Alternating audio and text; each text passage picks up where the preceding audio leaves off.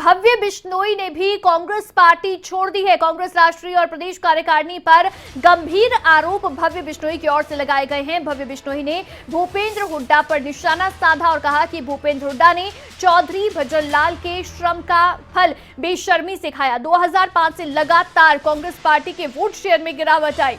Suicide mission पर Congress party का नेतृत्व, तो ये बड़ी बात है जो भव्य बिश्नोई की ओर से कही गई है। कांग्रेस पार्टी भव्य बिश्नोई ने भी छोड़ दी है। इससे पहले आज सुबह कुलदीप बिश्नोई ने अपना इस्तीफा दिया। विधानसभा की सदस्यता से उन्होंने इस्तीफा दिया, लेकिन इसके साथ ही साथ उनके बेटे भव्य बिश्नोई ने भी कांग्रेस पार्टी अब छोड़ दी है। कहा है कि सुसाइड मिशन पर है कांग्रेस पार्टी। इस समय जिस जो कांग्रेस का नेतृत्व है, जिस तरह से वो चल रहा है, तो सुसाइड मिशन इसे बता रहे हैं भव्य बिश्नोई। ये पोस्ट भी है जो भव्य बिश्नोई की ओर से कांग्रेस पार्टी छोड़ने के साथ ही किया गया है। देखिए, महात्मा गांधी के कोट के साथ उन्होंने इस पोस्ट की शुरुआत की। उसके बाद एक काफी बड़ा ये एक पोस्ट है जो भव्य बिश्नोई की ओर से शेयर किया गया है। इसमें उन्होंने कांग्रेस नेतृत्व पर कई बड़े सवाल उठाए हैं और इसके साथ ही कांग्रेस को जमकर निशाने पर लिया है। कई बड़ी बातें जो भव्य बिश्नोई की ओर से इसके साथ ही कही गई हैं। लेकिन इसके साथ ही अब माना यह जा रहा है कि भव्य बिश्नोई भी अब क्योंकि बीजेपी में शामिल होंगे, कुलदीप बिश्नोई कल बीजेपी में शामिल होंगे, उनके साथ ही कई और बड़े नेता जो बीजेपी में शामिल होने वाले हैं। लेकिन कुलदीप बिश्नोई ये भी चाहते हैं कि भव्य बिश्नोई अब आदमपुर सीट पर क्योंकि उपचुनाव होगा, तो कुलदीप बिश्नोई की ओर से यह भी कहा गया कि उनकी प्राथमिकता है कि भव्य बिश्नोई यहां से उपचुनाव लड़े। बाकी जो पार्टी तय करेगी वही अंतिम निर्णय होगा। लेकिन इसके बाद ही कुलदीप बिश्नोई ने विधानसभा की सदस्यता से इस्तीफा दिया। उसके बाद अब देखिए भव्य बिश्नोई ने भी कांग्रेस पार्टी छोड़ दी है। ये पोस्ट भी उनकी ओर से किया गया है। इसी पर राजा पटेल हमारे संवाददाता फोन लाइन पर। राजा पटेल, भव्य बिश्नोई ने भी अब कांग्रेस पार्टी छोड़ दी है, लेकिन बड़े आरोप हैं जो भव्य यहाँ पोस्ट के जरिए लगाते नजर आ रहे हैं।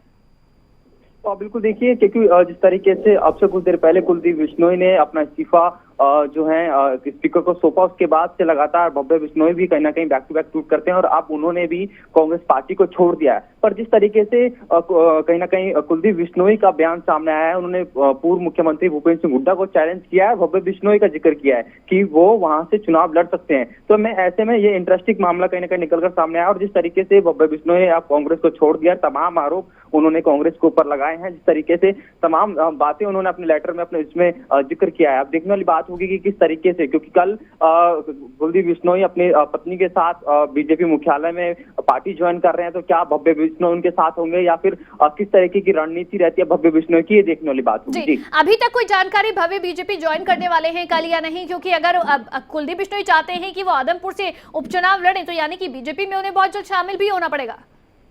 बिल्कुल, देखिए, सही, ये बिल्कुल सटीक कहीं ना कहीं जानकारी है कि यदि भव्य बिश्नोई उपचुनाव लड़ते हैं तो जाहिर तौर पर बीजेपी में उनको जाना होगा, उसके बाद ही वो उपचुनाव वहां पर लड़ पाएंगे। पर फिलहाल जो जानकारी है कि अभी उन्होंने कांग्रेस से इस्तीफा दिया है, लगातार हम उनसे संपर्क करने की कोशिश कर रहे हैं कि क्या वो दिल्ली में मौजूद रहेंगे। पर जो स्थिति है और जो लगातार बयानबाजी और तमाम जो तथ्य हैं उनके आधार पर हम देखें तो भव्य बिश्नोई भी कल कहीं ना कहीं अपने पिता के साथ मौजूद रह सकते हैं। पर ये देखने वाली बात होगी कि क्या वो बीजेपी में शामिल होते हैं या नहीं होते। जी, बिल्कुल, कल ये तस्वीर भी साफ हो जाएगी। बहुत शुक्रिया राजा पटेल। लेकिन इसके साथ ही साथ अब देखिए भव्य बिश्नोई की ओर से भी कांग्रेस पार्टी छोड़ दी गई है, लेकिन जब कुलदीप बिश्नोई की ओर से इस्तीफा दिया गया था, विधानसभा की सदस्यता थे उसके बाद उन्होंने प्रेस कॉन्फ्रेंस की थी, तब कुलदीप बिश्नोई क्या कहते नजर आए थे, वो आपको सुनवाते हैं।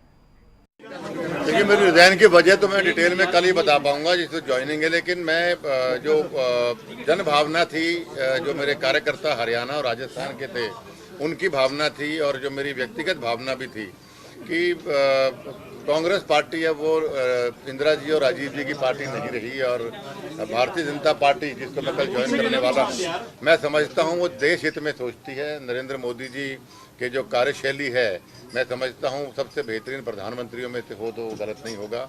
और हरियाणा में विशेष तौर पे आदरणीय मनोहर लाल खट्टर जी के जो काम करने का उनका तरीका या जो उनकी सोच हरियाणा को नई उन्नति ले जाने की, उससे प्रभावित होकर मैं इस्तीफा दे रहा हूँ कांग्रेस पार्टी से।